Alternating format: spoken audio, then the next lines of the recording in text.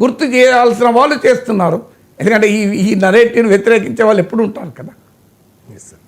ఈ యుద్ధంలో పాకిస్తాన్ భారీగా నష్టపోయిందనే విషయం అందరికీ తెలుసు. మన సైనిక సత్తా చాటం ప్రపంచానికే తెలిసింది భారత సైనిక సత్తా ఏంటి అనేది. సో ఇప్పుడు పాకిస్తాన్లో సంబరాలు జరుగుతూ ఉన్నాయి సార్. పాకిస్తాన్ గెలిచేసిందట. ఆల్రెడీ పాకిస్తాన్ ప్రధాని షహబాజ్ షరీఫ్ అయితే జాతిని ఉద్దేశించి మాట్లాడారు. ఇది పాకిస్తానీయులందరి విజయం, పాకిస్తానీ సైన్యం విజయం. మనం రఫేల్లను కూడా పడగొట్టేసాం, ధ్వంసం చేసేసాం, భారతే తగ్గింది అన్నట్టుగా మాట్లాడారు. దాంతోపాటు ట్రంప్కి థ్యాంక్స్ చెప్పారు, పాక్ ఆర్మీ చీఫ్ అసిమ్ మునీర్కి థ్యాంక్స్ చెప్పారు, టర్కీకి కూడా థ్యాంక్స్ చెప్పారు. సో షహబాజ్ షరీఫ్ బయట ఒకసారి ప్లే చేయండి. असलहे के अंबार, दुश्मन के फौजी अड्डे, असलहे के अंबार और एयर बेसेस देखते ही देखते सब खंडरात बन गए। उनके राफेल हमारे शाहीनों के निशाने पर आए और अल्लाह के फजल से फेल हो गए। हमारी ये कार्रवाई उस बोसीदा नज़रिए के ख़िलाफ़ थी जो इंसान दुश्मनी, जारहियत, मजहबी जनून और तासुब पर कायम है। ये हमारी गैरत और असूलों की फतह है। हमने दुश्मन के साथ वही किया जो एक बावकार कौम को ज़ेब देता है। दुश्मन के फौजी अड्डे రఫేలను కూల్ చేసాము అంటూ ఉన్నారు. ఇప్పుడు కంబాట్ ఆపరేషన్లో మనం 10 కూలిస్తే వాడు ఒకటో రెండో కూలుస్తాడు, కూల్చకుండా ఉండరు. యుద్ధం అనేది ఎప్పుడు వన్ సైడెడ్గా ఉండదు.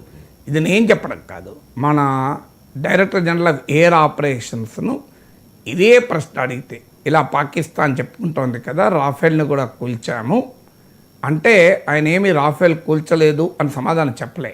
ఆయన కరెక్ట్గా సమాధానం చెప్పాడు. ఇప్పుడు మనం ఏది కూల్చామని లెక్కలు పెట్టుకోము. ఒకటి మాత్రం నిజం, మనం క్లియర్ మిలిటరీ సుపీరియారిటీ ప్రదర్శించాం. కంబాట్ ఆపరేషన్లో అటో ఇటో జరుగుతుంది, కాదని అనడం లేదు. రాఫేల్ కూల్చారని పాకిస్తాన్ ప్రధాని చెప్తున్న నిజమని నేను అనడం లేదు. అది నిజమైనా కూడా దానికేం పెద్ద గొప్ప విజయం సాధించినట్టు కాదు అని చెప్పడానికి చెప్తున్నా. ఎందుకంటే యుద్ధ భూమిలో ఇట్స్ పాసిబుల్. ఇప్పుడు మనం F-16 కూల్చాం, అలాగే చైనీస్ మేడ్ JF-7 విమానాలు కూల్చాం. సో అందువల్ల కంబాట్ ఆపరేషన్స్లో వన్ సైడెడ్గా ఎప్పుడూ ఉండదు. సో ఎంతటి బలవంతుడు ఎంతటి బలహీనుడు కొట్టుకున్నా బలవంతుడికో ఎక్కడో చోట చేతి చర్మం మీద గీతన్న తగులుతుంది, తగలకుండా ఉండదు. So that is the war. అందువల్ల అందులో ఆశ్చర్యపడాల్సిందేం లేదు. దాన్ని పట్టుకొని మేము విజయం సాధించామంటే భారత్ పాక్ల శత్రుత్వం ఇవ్వాలనేది కాదు. ఈ 78 ఇయర్స్లో ఏ వార్లో పాకిస్తాన్ గెలవలే. ఇప్పుడు వారు పక్క పెడదాం, ఏ వార్లో గెలవలే. ఏ మిలిటరీ కాన్ఫ్రంటేషన్లో పైచేయి సాధించిన ఉదాహరణ లేదు. ఉంటే ప్రాక్సీ వార్ నడపరు.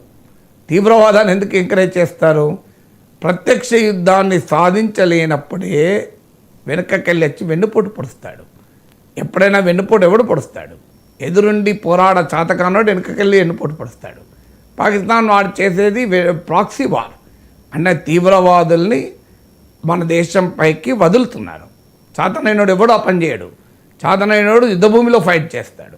చాతకాని వాడు మాత్రమే బయట వెనక నుంచి వస్తాడు. అందువల్ల పాకిస్తాన్ ఇప్పుడు గెలవలేదు, ఎప్పుడు గెలవలేదు. పాకిస్తాన్ గతంలో కూడా గెలిచింది అని భారతదేశంలో కొంతమంది రాజకీయ అవసరాల కొరకు ప్రచారం చేసుకుంటుంటారు.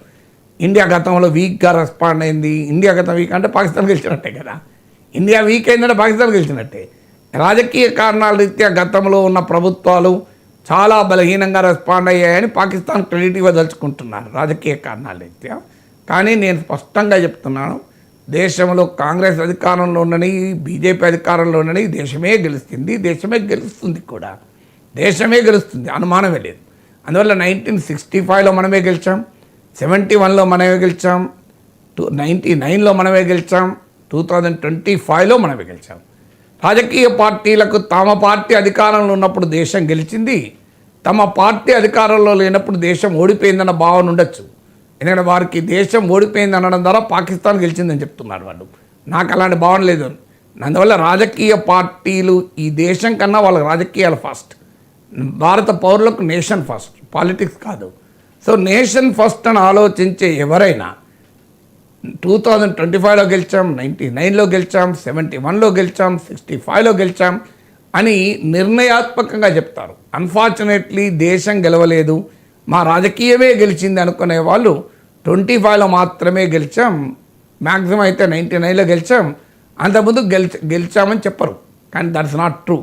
రియాలిటీ కూడా ఏంటి, మనం అన్నిసార్లు గెలిచాం, అందులో అనుమానమే లేదు. అన్నిసార్లే కాదు, భవిష్యత్తులో కూడా గెలుస్తాం. పాకిస్తాన్ భారతదేశం ముందు నిలబడగలిగే దేశమే కాదు ఏ రకంగా కూడా. వాడి డిఫెన్స్ స్పెండింగ్ కన్నా మన డిఫెన్స్ స్పెండింగ్ 9 times. వాడి మిసైల్స్ అన్నీ అడుక్కు తెచ్చుకున్న మిసైల్స్. భారతదేశ మిసైల్స్ స్వదేశీ పరిజ్ఞానంతో రూపొందించిన మిసైల్స్. అందువల్ల వాడికి మనకు పోలికే లేదు. వాడు మిసైల్స్ ఇంపోర్ట్ చేసుకుంటే మనం బ్రహ్మోస్ మిసైల్ ఎక్స్పోర్ట్ చేస్తున్నాం. తేడా కంపారిజన్ ఎక్కడిది? వాడికి 130 వారెడ్స్ ఉన్నాయని వాళ్ళే చెప్తే అంతకన్నా చాలా ఎక్కువ అణ్వాయుధాలు ఉన్నాయి.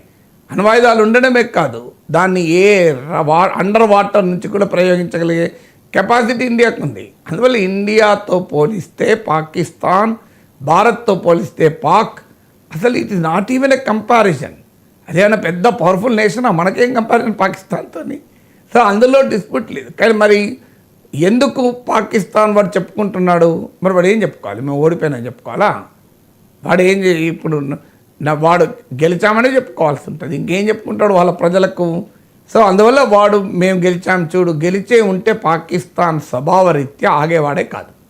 ఒకటే కామన్ సెన్స్ చెప్తుంది. మీరు 3వ తరగతి పిల్లాన్ని అడగండి, పాకిస్తాన్ ఎందుకు ఆపింది కాల్పులు? మన గెలిస్తే ఆపుతుందా? పాకిస్తాన్ ఎందుకు అమెరికా దగ్గరికి పోయింది? ఇప్పుడు పాకిస్తాన్ ప్రధానమంత్రి డొనాల్డ్ ట్రంప్కు థ్యాంక్స్ చెప్పాడు ఆపించినందుకు. థ్యాంక్స్ ఎందుకు చెప్తాడు? గెలుస్తున్నప్పుడు ఆపితే థ్యాంక్స్ చెప్తాడు ఎవడన్నా? కోపం ఉంటుంది, నేను గెలుస్తున్న టైంలో ఎందుకు ఆపిండు అని. ఎందుకు ఆపాడు గెలుస్తున్న టైంలో? ఇప్పుడు మీరు ఒక గేమ్, మీరు నేను చెస్ ఆడుతున్నాం, మీరు ఓడిపోతున్నారు. ఎవరో వచ్చి రవిశంకర్ గారు ప్రోగ్రాం ఉంది, మీరు ఆ గేమ్ ఆపాలి అంటాడు. మీకు లోపల ఆపాలని ఉంటుంది, కానీ ఓడిపోతున్న సమయంలో ఆపలేక ఆగుతారు.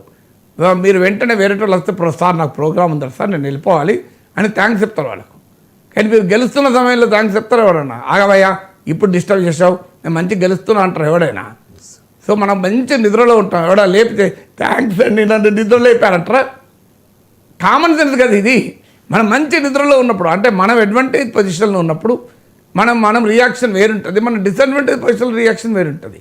మన సాలిడ్ నిద్రలో ఉన్నప్పుడు ఎవరైనా లేపితే కోపం వస్తే వాడు కొట్టేంత పని చేస్తాం. కానీ థ్యాంక్స్ అండి నన్ను అర్ధరాత్రి 2 గంటలకు నిద్ర లేపినందుకు అంటామా? కామన్ సెన్స్ కదా చెప్పేది. సో ఇది పాకిస్తాన్ అడ్వాంటేజ్ పొజిషన్లో ఉంటే, పాకిస్తాన్ది అప్పర్ హ్యాండ్ ఉంటే ట్రంప్కి ఎందుకు థ్యాంక్స్ చెప్తాడు? అప్పర్ హ్యాండ్ ఉన్నప్పుడు ఆపినందుకు థ్యాంక్స్ చెప్పాలా? ట్రంప్కు థ్యాంక్స్ చెప్తున్నాడంటేనే అర్థం ఏంటి? తమల్ని కాపాడింది అమెరికా అని. సో అన్యాయం అయ్యే వాళ్ళం, ట్రంప్ ఆపకపోతే ట్రంప్ వైస్ ప్రెసిడెంట్తో మోడీతో మాట్లాడించి ఆపించాడు, దాంతో మనం బతికిపోయాం అని కదా థ్యాంక్స్ చెప్పేది. అందువల్ల పాకిస్తాన్ కూడా గెలిచింది అని చెప్పుకోవడం అంటే ఇంకా ఫూలిష్నెస్ మించింది లేదు. అంటే పోనీ వాడి దృష్టిలో అది పాజిటివ్ థింకింగ్ ఏమో, ఓడిపోయినా కూడా గెలిచామని చెప్పుకుంటారు. సో ఎనీ కంట్రీలో వార్లో ప్రాపగండా వార్ ఉంటుంది. వాడి సమాజానికి, వాడి ప్రజలకు వాడు చెప్పుకో తప్పదు కదా. అందులో ప్రపంచమంతా చూసింది కదా. ఈసారి వార్ఫేర్ వేరు, ఈసారి వీడియోలతో సహా వార్ కనబడుతుంది కదా. సో అందువల్ల ఏ ఎక్స్ప్లెనేషన్ అవసరం లేదు. మన మిలిటరీ సుపీరియారిటీ ప్రపంచం చూసింది, అయినా అది కూడా అవసరం లేదంట. ఎందుకంటే పాకిస్తాన్ నేచర్ రీత్యా అప్పర్ హ్యాండ్ ఉంటే ఊరుకునే దేశమే కాదు. ఇది చరిత్రలో ప్రతిసారి చూసాం. అప్పర్ హ్యాండ్ ఉంటే యుద్ధం ఆపే నేచరా? ఆ దేశమే యుద్ధం మీద బతుకుతాం కదా. ఆ దేశమే భారత్ వ్యతిరేకతతో బతుకుతుంది. అలాంటి దేశం ఎట్లా ఆపుతుంది యుద్ధము? వాడు ఓడిపోతున్నప్పుడే యుద్ధం ఆపుతాడు, గెలిచేటప్పుడు అసలు ఆపే నేచరే కాదు కదా. భారత్ పాకిస్తాన్ ఉద్రిక్తతల నేపథ్యంలో బెలూచిస్తాన్ ఉద్యమం కూడా తీవ్రతరమైంది. క్వెటా నగరాన్ని